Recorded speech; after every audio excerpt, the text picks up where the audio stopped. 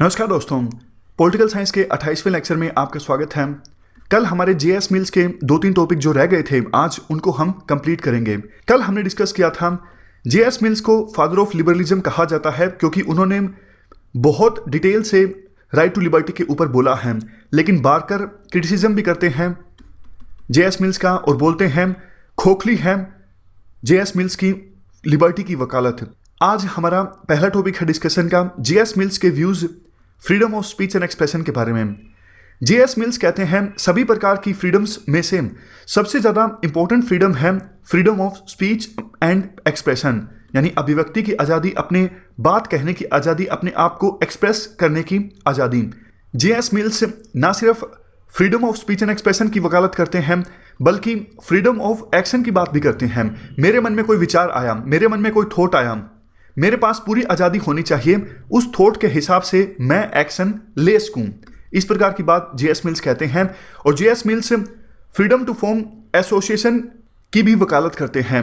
अगर association form होती है तो पर्सन्स अपने व्यूज़ को ज़्यादा बेहतर ढंग से रख सकते हैं।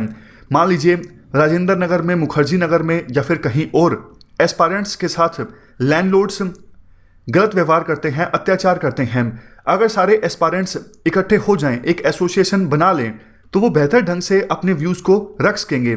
तो इसी वजह से जेएस मिल्स कहते हैं एसोसिएशन बनाने का अधिकार भी होना चाहिए ताकि पर्सन्स अपने व्यूज़ को बेहतर ढंग से आर्टिकुलेट कर सकें। क्वेश्चन ये उठता है जेएस मिल्स को सभी फ्रीडम्स के अधिकारों में से freedom of speech and expression के अधिकार को सबसे ज़्यादा इंपॉर्टेंट, सबसे ज़्यादा अमूल्य क्यों बताते हैं? उसका रीज़न देखो ये है, जेएस मिल्स का ये मानना है भगवान ने मनुष्य को एक अद्भुत शक्ति दी है। मनुष्य आपस में कम्युनिकेट कर सकता है। मनुष्य के अलावा किसी भी एनिमल को इस प्रकार की शक्ति, इस प्रकार की कैपेसिटी भगवान के द्वारा नहीं दी गई है। ये बात सच है। एनिमल्स साउंड तो करते हैं अपनी स्पीच की सहायता से, अपनी लैंग्वेज की सहायता से, लेकिन वो आपस में कम्युनिकेट नहीं कर रहे होते हैं।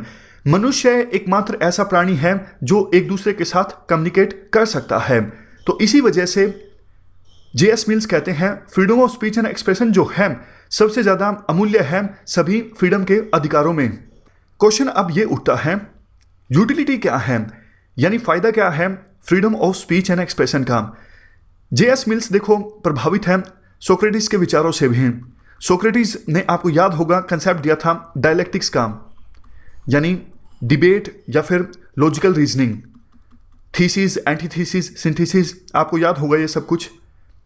सोक्रेटिस ने यह कहा था सच जानने का सबसे अच्छा मेथड है डायलेक्टिक्स। उसी प्रकार से जेएस मिल्स कहते हैं अगर देखो लाइफ का ऑब्जेक्टिव सच को समझना है तो डिबेट और डायलॉग एकमात्र मेथड है सच को समझने का। डिबेट और डायलॉग की सहायता से हम हमारे बिलीव्स को एग्जामिन कर सकते हैं, हमारे जो बिलीव्स हैं वो सच हैं या फिर नहीं हैं। डायलॉग और डिबेट की सहायता से, यानी freedom of speech and expression की सहायता से हम डिफरेंस भी क्रिएट कर सकते हैं। ट्रूथ क्या है या फिर डोगमा क्या है।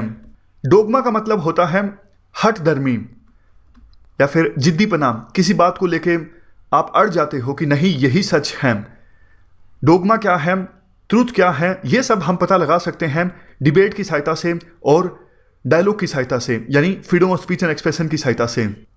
आगे नेक्स्ट क्वेश्चन ये आता है क्या freedom of speech and expression पे कोई रिस्ट्रिक्शंस भी होनी चाहिए? जेएस मिल्स कहते हैं हाँ। हार्म प्रिंसिपल यहाँ पे फिर से दिया जाता है जेएस मिल्स के द्वारा।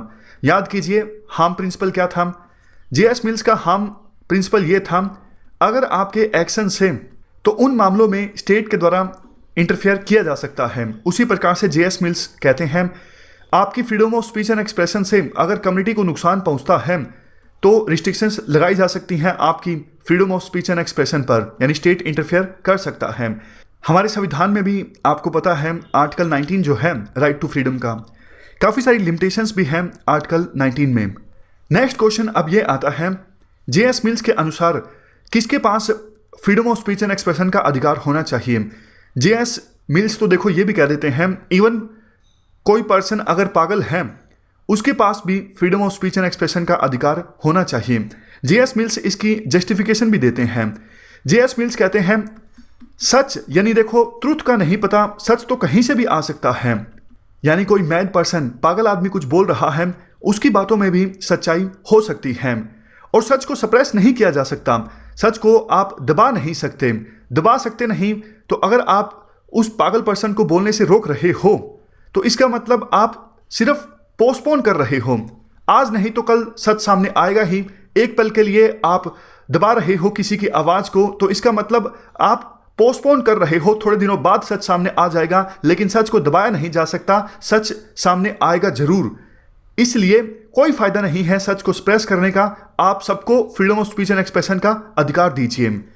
अगर देखो उसकी बात सच है, अगर कोई पर्सन कुछ बोल रहा है, उसकी बात में कुछ सच्चाई है तो हमें पता लग जाएगा, हमें हमारी गलती का एहसास हो जाएगा। हम तो कुछ और ही समझ रहे थे, लेकिन सच्चाई तो अब उस पर्सन ने जाहिर की है, सामने वाले ने।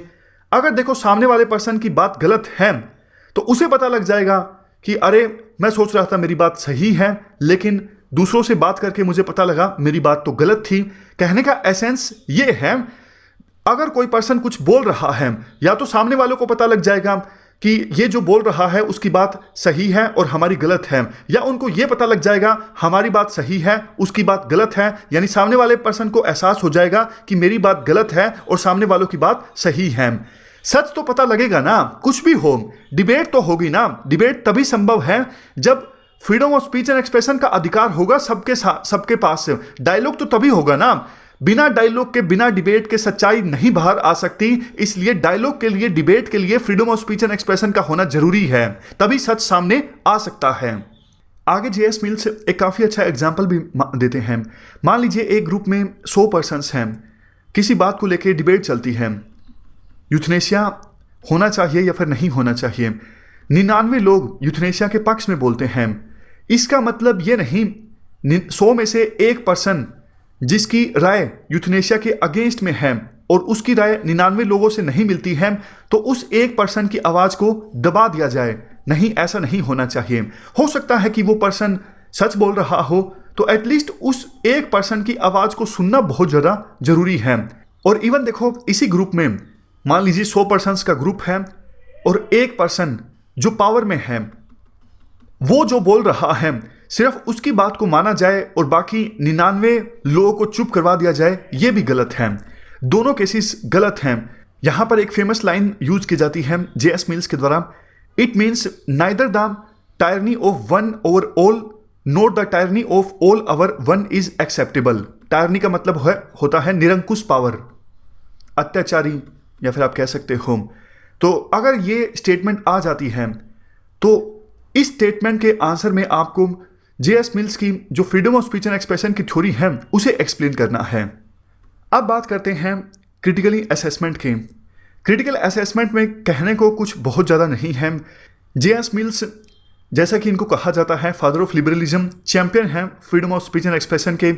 इनसे पहले किसी थिंकर ने freedom of speech and expression पे इतना ज़्यादा नहीं बोला है, इस अधिकार की इतनी ज़्यादा वकालत नहीं की है।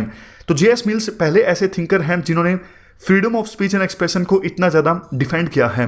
और जेएस मिल्स के विचारों की जो छाप है वो हमारे संविधान पर भी देखने को मिलती है। आर्टिकल 19, जैसा हमने पहले डिस्कस किया, स्पेसिफिक केसेस में आर्टिकल 19 की कुछ लिमिटेशंस भी हैं, जिस प्रकार से जेएस मिल्स भी कहते हैं हार्म प्रिंसिपल एप्लीकेबल होगा, कब freedom of speech and expression को लिमिट किया जा सकता है। तो ये पूरा हमने व्यूज समझे जेएस मिल्स के freedom of speech and expression के बारे में। नेक्स्ट हम जानते हैं जेएस मिल्स के क्या व्यूज हैं डेमोक्रेसी के बारे में। जेएस मिल्स की बुक है ऑन रिप्रेजेंटेटिव गवर्नमेंट। इस बुक में जेएस मिल्स बात करते हैं डेमोक्रेसी के बारे में। जेएस मिल्स कहते हैं डेमोक्रेसी जो है वो बेस्ट फॉर्म ऑफ गवर्नमेंट है, क्योंकि डेमोक्रेसी में सबसे ज़्यादा लिबर्टी रहती है, इसीलिए डेमोक्रेटिक गवर्नमेंट सबसे अच्छी गवर्नमेंट है। अब देखो डेमोक्रेसी भी आपको पता है काफ़ी तरह की होती हैं, फॉर एग्जांपल डायरेक्ट डेमोक्रेसी या फिर रिप्रेजेंटेटिव डेमोक्रेसी। जेएस मिल्स के अनुसार डायरेक्ट डेमोक्रेसी जो है वो डेमोक्रेसी की सबसे बेहतर फॉर्म है, यानी सबसे बेहतर गवर्नमेंट है। आप एक बार डिफरेंस जान लीजिए डायरेक्ट डेमोक्रेसी और रिप्रेजेंटेटिव डेमोक्रेसी के बीच। देखो अगर डिसीजन मेकिंग प्रोसेस में सभी लोग पार्टिसिपेट करते हैं तो वो डायरेक्ट डेमोक्रेसी है। फॉर एग्जांपल ग्राम सभा में आपको पता है गांव में जितने भी वोटर होते हैं वो जुटते हैं, इकट्ठा होते हैं और गांव से संबंधित फैसले लेते हैं। उसी प्रकार से डायरेक्ट डेमोक्रेसी में सारे लोग मिल के लॉ बनाते हैं, रूल्स बनाते हैं, तो वो कहलाती है डायरेक्ट डेमोक्रेसी। लेकिन आपको पता है हमारे देश में फिलहाल 125 करोड़ लोग हैं। 125 करोड़ तो लोग देखो इकट्ठा हो नहीं सकते। तो मॉडर्न समय के हिसाब से डायरेक्ट डेमोक्रेसी हर एक जगह पर पॉसिबल नहीं है। तो डायरेक्ट डेमोक्रेसी को रिप्लेस किया जा सकता है रिप्रेजेंटेटिव डेमोक्रेसी के द्वारा। फॉर एग्जांपल, हम एमपीज को चुनते हैं, हम लोकसभा में अपने रिप्रेजेंटेटिव को भेजते हैं और हमारी तरफ से हमारे जो चुने हुए प्रतिनिधि हैं वो देश के लिए कानून बनाते हैं, लॉ बनाते हैं। समझ गए डिफरेंस क्या है रिप्रेजेंटेटिव डेमोक्रेसी और डायरेक्ट डेमोक्रेसी के बीच। तो मिल्स के अनुसार वैसे देखो डायरेक्ट डेमोक्रेसी जो है वो बेस्ट फॉर्म ऑफ गवर्नमेंट है, लेकिन मॉडर्न इरा में कई कई जगह पर पॉसिबल है नहीं, क्योंकि पॉपुलेशन अब बहुत ज़्यादा हो चुकी है। इसलिए सेकंड बेस्ट गवर्नमेंट है मिल्स के हिसाब से रिप्रेजेंटेटिव डेमोक्रेसी। हालांकि देखो जेएस मिल्स सपोर्टर है डेमोक्रेसी की वकालत करते हैं, फिर भी जेएस मिल्स को रिलक्टेंट डेमोक्रेट कहा जाता है। अब हम उन आर्गुमेंट्स को जानेंगे जेएस मिल्स को रिलक्टेंट डेमोक्रेट क्यों कहा जाता है। रिलक्टेंट का मतलब होता है अनिच्छुक या फिर असंतुष्ट आप कह सकते हो, और डेमोक्रेट का मतलब लोकतंत्रवादी, यानी अनिच्छुक लोकतंत्रवादी कहा जाता है जेएस मिल्स को। कहने का एसेंस देखो ये है, जेएस मिल्स की जो थ्योरी है वो थ्योरी ऑफ लिबर्टी की तरह खोखली है। कहने का मतलब ये है रिलक्टेंट डेमोक्रेट से। सबसे पहला आर्गुमेंट जिसके बेस पे कहा जाता है जेएस मिल्स रिलक्टेंट डेमोक्रेट है, यानी नाम के डेमोक्रेट हैं। जेएस मिल्स कहते हैं डेमोक्रेसी को यानी लोकतंत्र को हर एक जगह पर इंट्रोड्यूस नहीं किया जा सकता और ना ही हर एक समय पर इंट्रोड्यूस किया जा सकता है। जेएस मिल्स कहते हैं कि भैया लोकतंत्र कोई फ्री गिफ्ट नहीं है, बहुत सारे देशों में लंबा संघर्ष हुआ तब जाके डेमोक्रेसी आई, यानी लोगों के हाथों में पावर आई। दूसरे आर्गुमेंट में मिल्स कहते हैं डेमोक्रेसी को इंट्रोड्यूस करने के लिए कुछ कंडीशंस का फुलफिल होना जरूरी है। जैसे डेमोक्रेसी इस्टेब्लिश करने के लिए पहले सोसाइटी का डेमोक्रेटिक होना जरूरी है। लोग अगर डेमोक्रेसी की वैल्यूज के प्रति समर्पित हैं, डेडिकेटेड हैं, वहीं पर डेमोक्रेसी को इंट्रोड्यूस किया जा सकता है। वो कंट्रीज जहां पर लोग डेमोक्रेसी की वैल्यूज को नहीं मानते, समाज डेमोक्रेटिक नहीं है, वहां पे डेमोक्रेसी कोई काम की नहीं है। अगर वहां पे आप डेमोक्रेसी इस्टेब्लिश भी करते हो तो वो ट्रू डेमोक्रेसी नहीं होगी, सच्चा लोकतंत्र नहीं होगी। देखो जैसा हमने पहले डिस्कस किया, जेएस मिल्स ने ईस्ट इंडिया कंपनी में काम किया था इंडिया में, तो उनका इशारा इंडिया की तरफ है। उनके हिसाब से इंडिया की जो सोसाइटी है वो डेमोक्रेटिक नहीं है, इसलिए इंडिया में डेमोक्रेसी को इंट्रोड्यूस नहीं किया जा सकता। इंडिया में बेनेवलेंट डिस्पोटिज्म होना चाहिए। बेनेवलेंट डिस्पोटिज्म का क्या मतलब है? देखो बेनेवलेंट डिस्पोटिज्म को इनलाइटेंड डिस्पोटिज्म भी कहा जाता है। इसका मतलब यह है जब कहीं पर एब्सोल्यूट मोनार्क रूल करता है और वो प्रभावित है इनलाइटमेंट की वैल्यूज से, और वो absolute monarch legal, social, political, educational reforms लेकर आता है। तो जेएस मिल्स के हिसाब से इस प्रकार का रूल सही है जहां पर बार्बरियंस हैं इंडिया में या फिर एशिया और अफ्रीका की दूसरी कॉलोनीज में जो लोग रहते थे उनको यूरोप के लोग बार्बरियंस कहते थे। बार्बरियंस का मतलब होता है निर्दयी या फिर बर्बर लोग। एक तरफ जहां देखो जेएस मिल्स के गुरु यानी बेंथम कॉलोनीज में सेल्फ गवर्नमेंट की वकालत करते हैं, लेकिन दूसरी तरफ जेएस मिल्स कहते हैं कॉलोनीज के लोगों के पास सेल्फ गवर्नमेंट नहीं होनी चाहिए, बेनेवलेंट डिस्पोटिज्म जैसा रूल होना चाहिए। मिल्स प्रभावित हैं एलेक्स डी टोकीवेल के विचारों से। एलेक्स डी टोकीवेल ने अमेरिका में डेमोक्रेसी के ऊपर काम किया है। जेएस मिल्स को एक्चुअली डर लगता था, उनको लगता था बड़ी मुश्किल से डेमोक्रेसी आई है, अगर सब जगह इंट्रोड्यूस करने की कोशिश की जाएगी, हर जगह इंट्रोड्यूस करने की कोशिश की जाएगी तो डेमोक्रेसी जो है वो खराब हो जाएगी as a form of government. तो इसलिए जेएस मिल्स चाहते थे कहीं कहीं इसे इंट्रोड्यूस किया जाए, हर एक जगह इसे ना इंट्रोड्यूस किया जाए। डेमोक्रेसी में सुधार लाने के लिए जेएस मिल्स के द्वारा कुछ प्रपोजल भी रखे जाते हैं। दो टाइप के प्रपोजल रखे जाते हैं जेएस मिल्स के द्वारा डेमोक्रेसी में रिफॉर्म्स लाने के लिए। पहला वेटेड वोटिंग। जेएस मिल्स के अनुसार देखो हर एक पर्सन के पास एक वोट तो होना ही चाहिए, लेकिन जो पर्सन एजुकेटेड हैं और जिन पर्सन के पास प्रॉपर्टी है उनके पास एक से अधिक वोट का भी अधिकार होना चाहिए। समझ गए? आज के समय में इंडिया में क्या है, जिनकी उम्र 18 साल से ऊपर है उनको वोट देने का अधिकार है और सबका एक एक वोट होगा। लेकिन जेएस मिल्स के हिसाब से एक एक वोट तो सबका हो, लेकिन जो पढ़े लिखे ज़्यादा हैं, जिनके पास प्रॉपर्टी है, उनके पास एक वोट के बजाय 4, 5, 10, 15 या 20 वोट का अधिकार होना चाहिए। ये पहला प्रपोजल रखा गया जेएस मिल्स के द्वारा।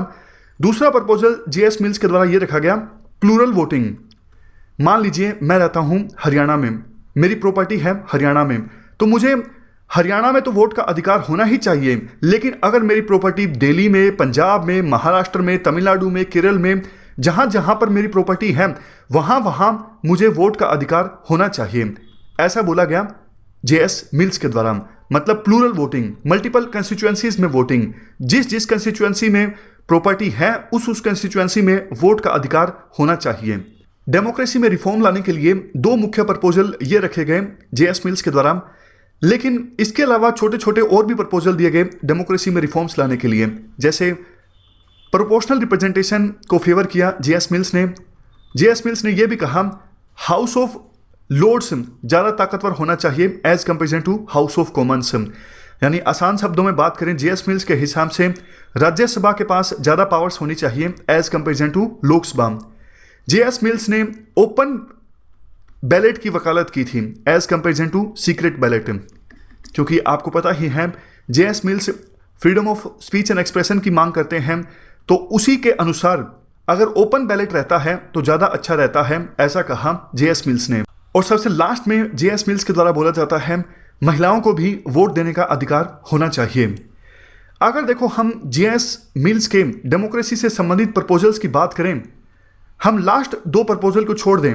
एक तो जेएस मिल्स ने ओपन बैलेट की वकालत की as comparison to secret ballot, और जेएस मिल्स ने महिलाओं के लिए वोट के अधिकार की वकालत की। अगर इन दो प्रपोजल्स को छोड़ दें, बाकी सारे जो प्रपोजल्स हैं कहीं ना कहीं उनमें एरिस्टोक्रेटिक एलिमेंट्स देखने को मिलते हैं। एरिस्टोक्रेटिक एलिमेंट्स मतलब रईस जादों को फायदा देखने को मिलता है। जिसके पास प्रॉपर्टी उसको एक से ज़्यादा वोट होने चाहिए उसके पास। अगर एक पर्सन की प्रॉपर्टी कई सारी जगह पर है तो हर एक उस जगह पर उसको वोट देने का अधिकार होना चाहिए। ये एरिस्टोक्रेटिक एलिमेंट्स नहीं तो और क्या हैं। मतलब जो ज़्यादा अमीर होगा उसको डेमोक्रेसी में ज़्यादा फायदा होना चाहिए। जेएस मिल्स का कहने का मतलब यही था ना। तो इसी वजह से इन सब आर्गुमेंट्स के बेस पे जेएस मिल्स को कहा जाता है कि वो रिलेक्टेंट डेमोक्रेट हैं। मतलब लोकतंत्र की बात तो करते हैं, लेकिन उनकी जो लोकतंत्र की थ्योरी है वो खोखली है, खाली है, अनिच्छुक है वो ट्रू डेमोक्रेसी को लाने के लिए। क्रिटिकली एसेस हम करें जेएस मिल्स की डेमोक्रेसी को थ्योरी को, हम कह सकते हैं कि डेमोक्रेसी की थ्योरी जो दी गई है जेएस मिल्स के द्वारा वो फुल प्रूफ नहीं है। एक दो बातें हाँ अच्छी हैं, लेकिन बहुत सारी कमियां हैं बाकी प्रपोजल्स में। जेएस मिल्स के कंपैरिजन में नेहरू, गांधी ये पैशनेट डेमोक्रेट हैं। इन्होंने ट्रू डेमोक्रेसी की वकालत की है। गांधी ने तो डायरेक्ट डेमोक्रेसी की बात की है। नेहरू का काफ़ी फेमस कोट है जो आप इस्तेमाल कर सकते हो। नेहरू ने कहा था if persons can not come to democracy, यानी लोकतंत्र के दरवाजे पर अगर लोग नहीं आ सकते तो लोकतंत्र को लोगों के दरवाजों पर ले जाना होगा। फिर से बोलता हूँ, अगर लोग लोकतंत्र के दरवाजे पर नहीं आ सकते तो लोकतंत्र को लोगों के दरवाजे पर ले जाना होगा। काफ़ी अच्छा कोट है, इसे आप इस्तेमाल कर सकते हो ऐसे में, पॉलिटिकल साइंस में और एथिक्स में भी। अब लास्ट में हमारा एक टॉपिक बच जाता है जेएस मिल्स के क्या व्यूज हैं वुमन के ऊपर। जेएस मिल्स की एक बुक है सब्जेक्शन ऑफ वुमन। इस बुक में जेएस मिल्स महिलाओं को अधिकार देने की बात करते हैं। जेएस मिल्स कहते हैं महिलाओं के पास पूरा पूरा अधिकार होना चाहिए पब्लिक इश्यूज में, पब्लिक अफेयर्स में पार्टिसिपेट करने का। जेएस मिल्स से पहले आपको याद होगा प्लेटो ऐसे थिंकर थे जिन्होंने महिलाओं के अधिकारों की बात की थी। प्लेटो के बारे में हमने ये भी पढ़ा था, प्लेटो को फर्स्ट फेमिनिस्ट क्यों कहा जाता है, क्योंकि प्लेटो ने फैमिली के इंस्टीट्यूशन को ख़त्म करने की बात कही थी। प्लेटो फिलोसफर क्वीन की भी बात करते हैं, महिलाएं ताकि बाहर आ सकें और पब्लिक अफेयर्स में पार्टिसिपेट कर सकें। प्लेटो के बाद जेएस मिल्स ऐसे थिंकर हैं जो खुल के बोलते हैं महिलाओं के इशू पर, महिलाओं को अधिकार देने की बात करते हैं। उन्होंने कहा महिलाओं के पास अधिकार होना चाहिए वोट देने का।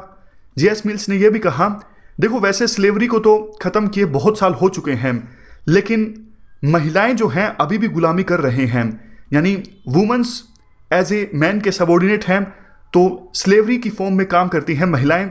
इसको भी ख़त्म करना बहुत ज़्यादा ज़रूरी है, क्योंकि ना तो ये नेचुरल है और ना ही डिज़ायरेबल है।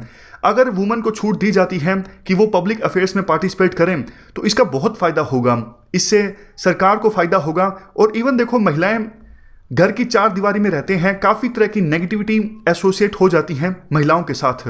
अच्छा ये होगा, महिलाएं खुल के आएँ, बाहर आएँ, पब्लिक अफेयर्स में पार्टिसिपेट करें, तो मैन भी महिलाओं के साथ सिविलाइज्ड मैनर में, यानी सभ्य मैनर में बिहेव करना स्टार्ट कर देंगे। और वुमन के साथ कंपटीशन होगा तो मैन भी ज़्यादा मोटिवेट होंगे ज़्यादा मेहनत करने के लिए। तो ये सारे आर्गुमेंट्स दिए गए जेएस मिल्स के द्वारा ये कहने के लिए महिलाओं के पास पूरा पूरा अधिकार होना चाहिए, ना सिर्फ वोट देने का बल्कि पब्लिक स्फीयर में पार्टिसिपेट करने का।